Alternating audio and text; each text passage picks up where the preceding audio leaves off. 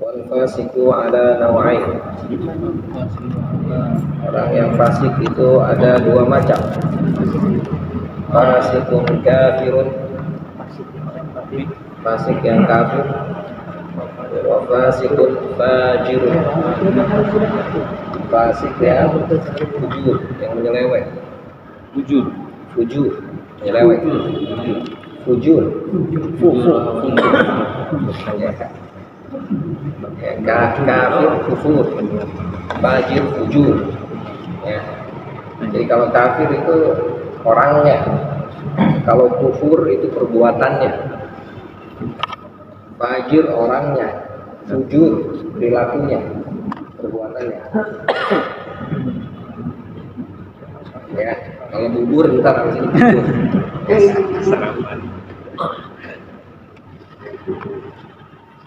Wal fasikul kafir, orang fasik yang kafir adalah huwa man lam yu'min billahi wa rasulih. Orang yang tidak percaya terhadap Allah dan Rasulnya. Wa kharaja 'anil hidayah, dan dia keluar dari petunjuk, dari hidayah. Wa dakhala fit dhalalah, dan masuk dalam kesesatan. Kama qala Allah Ta'ala, sebagaimana Allah berfirman, fasaqa an amri rabbik. Ya. Ini cerita tentang syaitan kan. Jadi fasaqa an amri rabbik, artinya dia kafir. Ya. Jadi lam yu'min billahi wa rasulih, tidak percaya terhadap Allah dan Rasulnya. Yakni maksudnya adalah kharaja an ta'ati amri rabbih, keluar dari ketaatan terhadap perintah Tuhannya, melalui apa? Bil iman, melalui keimanan. Jadi enggak iman lagi dia. Jadi tidak taat terhadap perintah Allah, landasannya karena tidak percaya. Ya. Makanya orang melaksanakan sholat,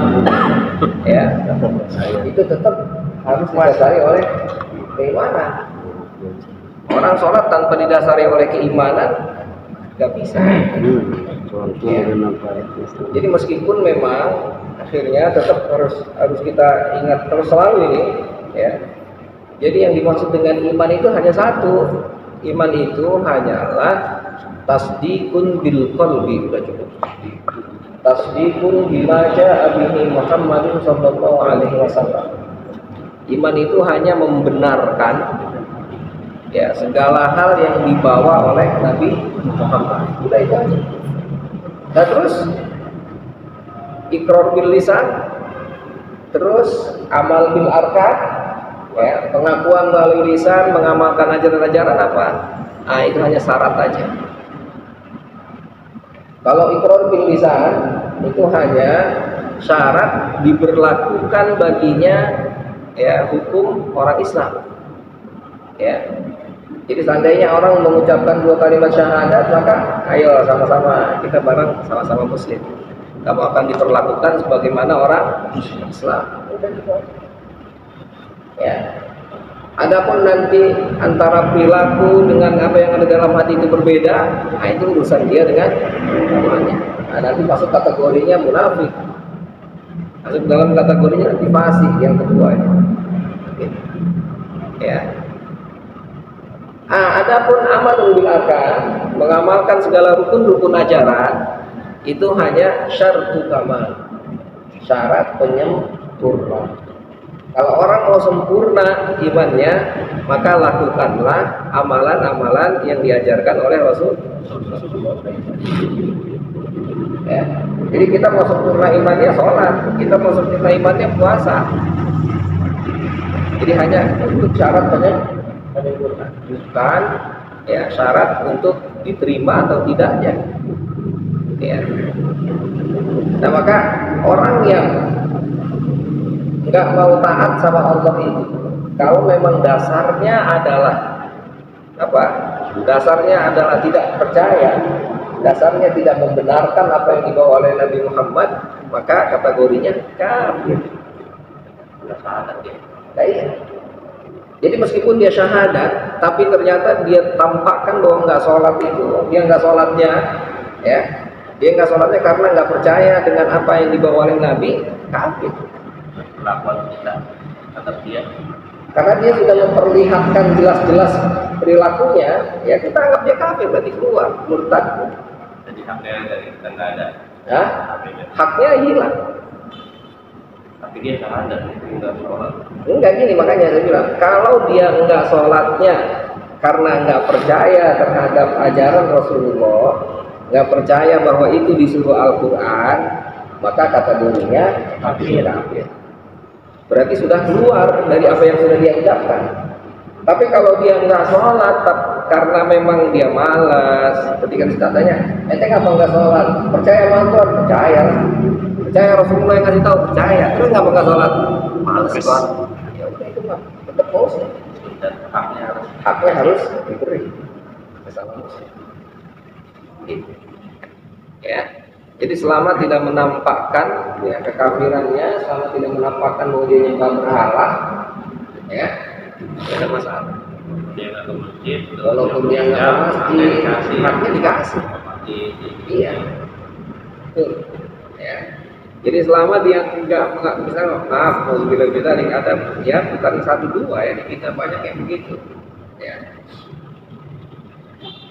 Masjid nggak pernah, hitungannya ke masjid cuma Idul Fitri doang, Idul Adha, gitu. Jumat, ya kadang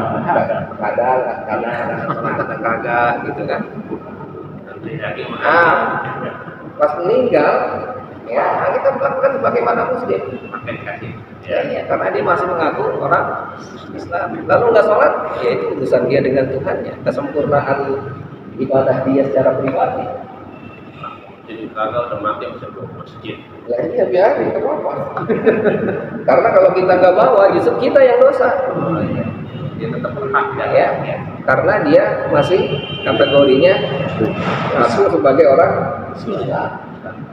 Ya, kecuali itu tadi ada saksi yang bilang bahwa dia udah nggak Islam lagi. Nah itu lagi. Ya betul. Jadi fitnah itu artinya ujian. Tapi yang dimaksud ujian ini adalah ujian yang terkait dengan bagaimana menguji keagamaan seseorang. Ya, apakah keagamaannya tetap akan bertahan atau memang akan tergoyahkan? Nah itu fitnah. Makanya dibilang kaitannya dengan perang. Ya, waqtuluhum haitsu laqiftumuhum wa akhrijuhum min haitsu akhrajukum wal fitnatu asyaddu minal qatl. Jadi perang itu yang nggak ada apa-apanya dibandingkan dengan fitnah. Fitnah ya. Ya, kenapa? Dikarenakan perang itu jelas musuhnya kelihatan. Fitnah di dalam. Tapi kalau fitnah, ya itu lebih sulit. Ya, karena nggak kelihatan dia. Ya. Jadi orang misalnya nauzubillah dari terpeleset dari pahamnya ya tentang Allah itu Allah luar biasa. Ya. Kita sekarang kan nauzubillah dari waduh dibawain kopi. Wah. Suruh berhenti nih. Kandangnya bisa lupa ya. Acak kandang. Banyak ujian.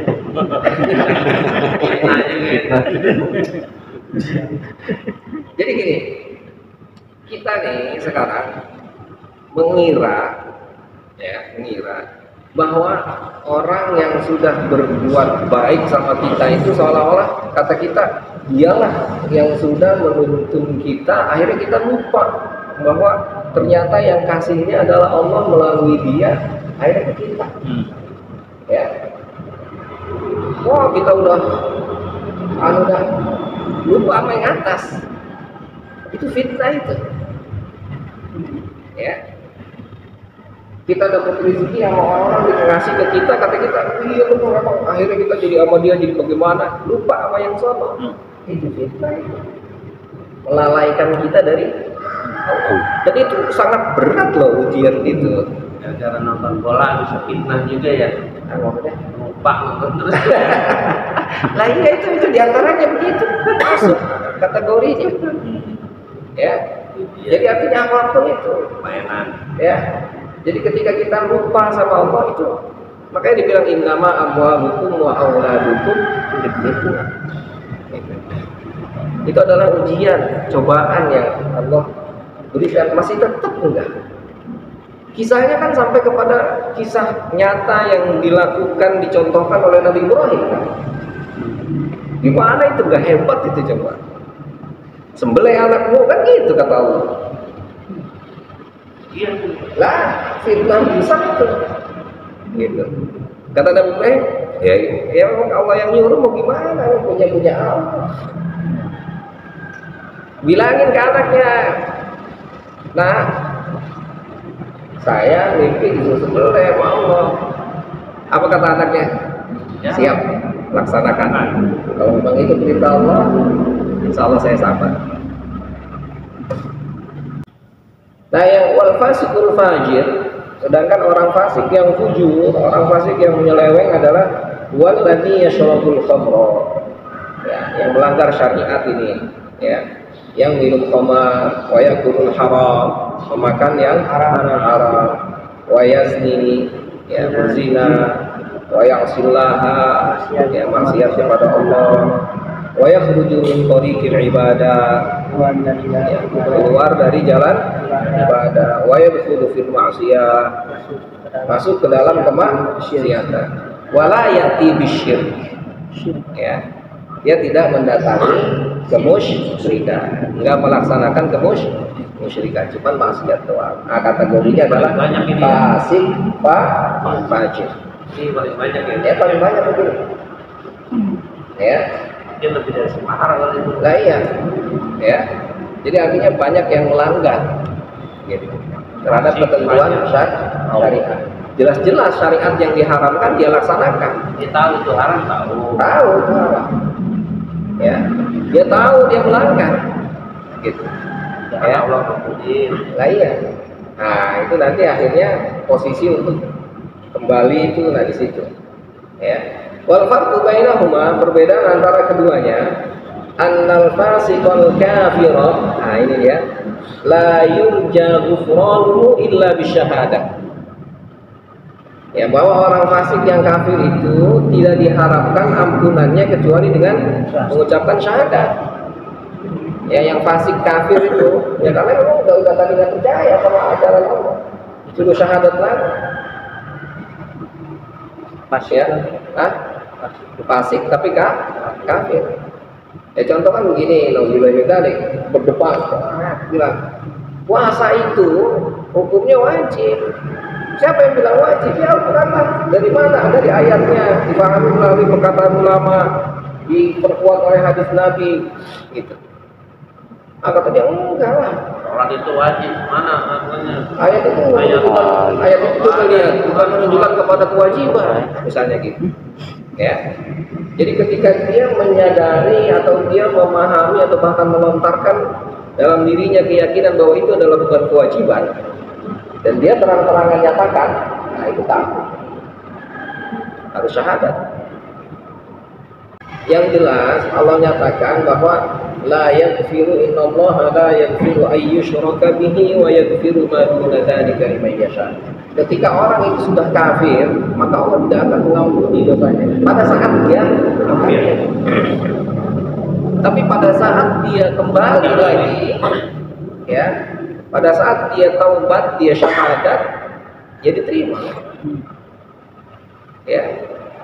Sebesar apapun dosa kita memenuhi langit dan bumi, ya, ketika kita datang ke hadapan Allah, kita ngaku akan dosa kita tahu bahwa Allah akan mengampuni segala dosa, hilang. Ya. Nah, yang dibilang nggak boleh bolak-balik itu, kita dalam hukum fikih dibilang itu namanya mempermainkan agama, itu maksudnya. Ya. Sehingga kalau dalam kitab fikih, termasuk kitab yang sering dibaca oleh kita itu Fathul Qorib misalnya, punya Imam Syafi'i itu, artinya bermazhab Syafi'i. Itu kalau ada orang murtad, ya harusnya diinterogasi dulu, dikasih waktu selama 1 tahun untuk kembali, gitu. Seandainya nanti dia tetap kafir, bunuh. Pikir gitu. Ya, itu dalam kitab Fathul Bari ada. Gitu. Ya, jadi nanti hakim itu, qadhi itu akan misalnya ada kafir, kalau orang kafir misalnya jadi orang mukmin terus musyrik murtad gitu, panggil dulu, kenapa ente murtad? Debat di situ, dikeluarkan argumentasi segala macam, udah kasih waktu, gitu. Ya setahun, selama setahun udah balik lagi, enggak. Cuma memang nanti akhirnya antara dosa yang kita lakukan, taraf kita dengan taraf aulia beda. Semua orang, kata-kata ulama akhirnya semua orang berdosa, nggak ada yang nggak berdosa kecuali Nabi, para Nabi masuk gitu. Ya, dosa kita ya ini fasik fajir, ini dosa kita, jelas dosa kita. Tapi mereka dosanya itu kayak yang tadi itu, yang fitnah tadi, dia nggak ingat sama Allah, dia lupa sama ajaran agama, ya. Nah, itu udah dosa besar kata mereka tuh, yang begitu itu, ya. Nggak zikir satu hari tuh, udah dosa besar, gitu. Ya. Nah kita kan kagak zikir biasa aja kan, gitu. Bukan merupakan dosa. Jadi la yurja ghufranuhu illa bi syahadati wa taubati qabla mauti. Ya. Jadi enggak ada ampunan baginya itu kecuali dengan syahadat dan taubat sebelum dia mati. Ya. Sedangkan wal fasiqul fajir, sedangkan orang fasik yang fajir ini yurja ghufranuhu bit taubat. Ya, diharapkan ampunannya ini dengan taubat wan nadamah dan penyesalan qoblal maut sebelum mati. Fa inna kulla ma'siyatin, kata Ghazali ini, ya, sesungguhnya setiap maksiat itu asluha minasyahwatin nafsaniyah, asalnya dari syahwat, dari keinginan nafsu. Yurja ghufranuha, ya, yang diharapkan ampunannya. Wa kullu ma'siyatin asluha minal kibri. Nah ini dia nih, ya. Semua maksiat yang asalnya dari kesombongan, la yurja ghufranuha, itu tidak akan ya diharapkan ampunannya. Maka wa ma'siyatul iblis, kemaksiatan yang dilakukan iblis karena asluha minal kibri, asalnya berasal dari kesombongan. Nah, jadi kita harus tahu tuh dasar dosa itu apa. Ya, kalau dasarnya adalah hawa nafsu masih bisa diampuni. Ya. Rizki itu dari Allah. Iya dari Allah, tapi kan berusaha. Tetap harus usaha. Semana usaha kita, segitulah kita akan dapat rezeki. Katanya, enggak, rezeki itu dari Allah. Ada usaha, ya. Yang capaian pokoknya Kan hawa nafsu itu, ya kan? Kan hawa nafsu itu ngomong, kata Allah itu nggak bisa. Tetap rezeki itu harus usaha kita, kerja kita, sejauh mana pekerjaan yang kita lakukan, sejauh mana profesionalisme yang kita kerjakan, segitulah rezeki kita dapat. Makanya begitu. Ya kan? Itu kan hawa nafsu itu. Tapi ketika itu tumbuh daripada kesombongan, hati-hati. Ya. Kalau itu dasarnya adalah sombong, tapi biasanya begitu lebih kepada nafsu kan. Nggak percaya, nggak bisa, nafsu itu. Gitu. Tapi kalau berdasarnya sumbernya adalah kesombongan, sumbernya adalah mendiskreditkan orang, ya. Sumbernya adalah melecehkan, merendahkan orang, itu sombong. Gitu. Ya. Nah, maka ketika ada orang yang nggak percaya terhadap hukum Allah, itu kan sombong, berarti dia merasa bahwa dia lebih besar. Dan makna sombong itu artinya adalah al-bataru anil haq, ditutup matanya dari kebenaran, nggak mau menerima kebenaran. Gitu. Ini yang benar loh. Enggak, udah begitu. Kagak bisa. Iblis itu sampai Nabi Adam turun ke bumi bilang ke nabi-nabi yang lain, bilang ampunin saya ke Allah, maafin. Kata Allah, oke, gue maafin, tapi sujud dulu mata sholat. Oh, kalau yang lain boleh, tapi kalau yang itu Lain disuruh yang lain siap.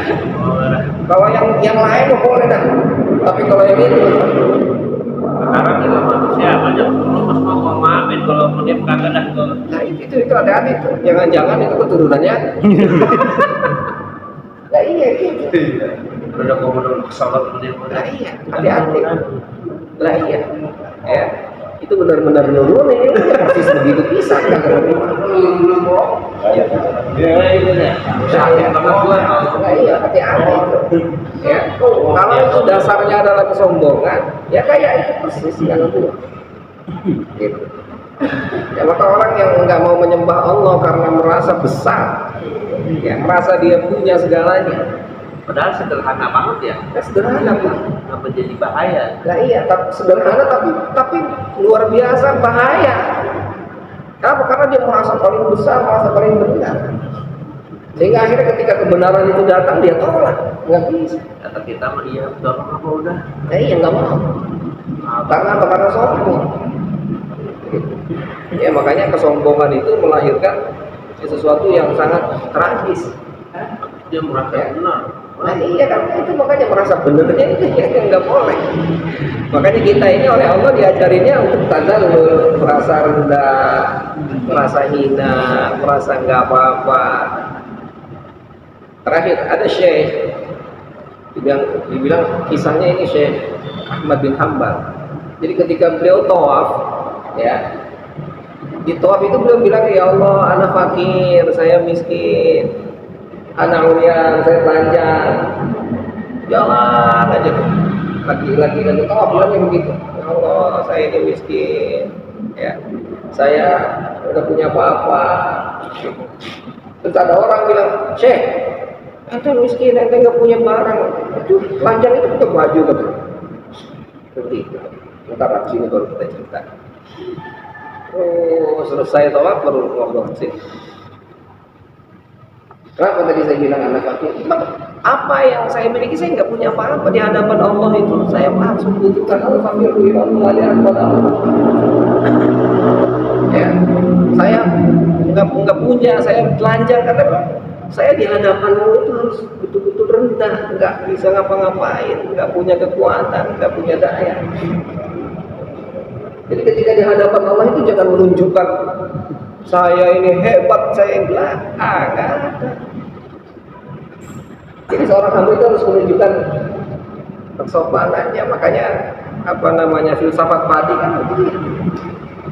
Ya, justru ketika Anda masuk ke masjid dengan hati yang retak, dengan hati yang remuk, bahwa Anda nggak punya apa-apa, yang ada hanya Allah, nah itu yang dapat. Ya, nah itu hebatnya tuh. Ya, bahwa ternyata kita ini harus merasakan yang nggak ada. Banyak yang masuk merasa gagah. Wah iyalah. Gitu. Ya, dua pisan ini kan begitu. Ya kan? Nah, iya kan begitu. Jadi ketika Anda belajar, justru malah seharusnya Anda akan semakin menanggalkan apa yang Anda miliki. Karena apa yang ada pada Anda ini bukan milik Anda, semuanya datang dari Allah yang kasih. Rasa yakin. Wah iya, merasa yakinnya, saya udah tahu ini, tenang aja, sholat cemen. Itu dari kecil sampai kakak sholat baik.